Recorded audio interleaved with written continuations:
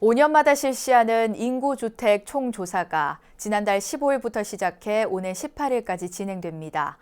올해는 반려동물과 1인 가구 사유 등이 추가돼 56개 항목에 대한 조사가 진행 중인데요. 다만 10년 주기로 조사하는 불교 등 종교 실태 조사는 지난 2015년에 이어 5년 뒤인 오는 2025년 시행될 예정입니다. 박관우 기자가 보도합니다. 국가 기본 통계인 인구주택 총조사가 5년 단위로 시행되고 있습니다. 국내 모든 내국인과 외국인을 비롯해 주택 규모와 특징 등이 주요 조사 항목입니다.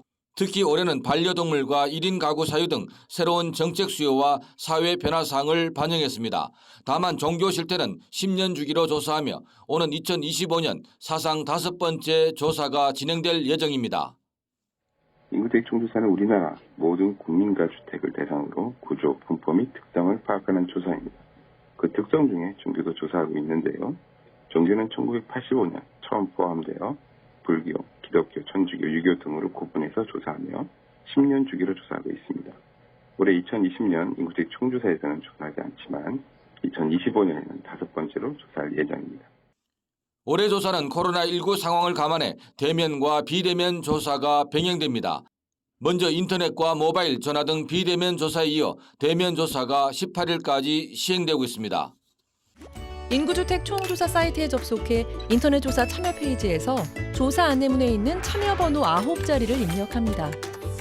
인구주택 총조사 무료 콜센터를 통한 전화조사는 물론 인터넷 조사와 전화조사에 참여하지 않은 가구의 경우 11월 1일 이후에 조사원이 직접 방문해 진행하는 방문 면접 조사로도 참여가 가능합니다.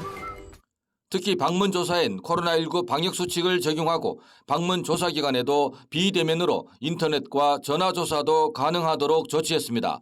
또 응답자가 원할 경우 종이조사표로도 응답하도록 했습니다. 인구주택 총조사는 이름, 생년월일, 혼인 상태 등 개인정보에 대해서 조사를 하게 되는데요. 이에 대해서 사생활의 비밀과 자유 등 기본권을 침해하는 게 아니냐는 헌법 소원이 제기된 적이 있어요. 그렇지만 헌법재판소에서는 재판관 전원 일치 의견으로 합헌 결정을 내린 바 있는데요. 또 가정 방문 조사 과정에선 조사원 사칭 등을 막기 위해 통계조사원증과 콜센터 확인 등 각별한 주의를 요청했습니다.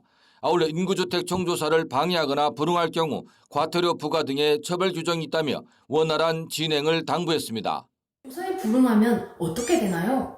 원칙적으로 말씀드리자면 조사에 불응하게 되면 통계법에 저촉돼서 100만 원 이하의 과태료를 부과받게 돼요. 근데 다행히도 아직까지 과태료를 부과한 사례는 없지만 법적 제재 여부를 떠나서 국민의 한 사람으로서 우리나라가 더 좋은 방향으로 나아가기 위해서 반드시 참여를 하는 게 좋겠죠. BBS 뉴스 박관우입니다.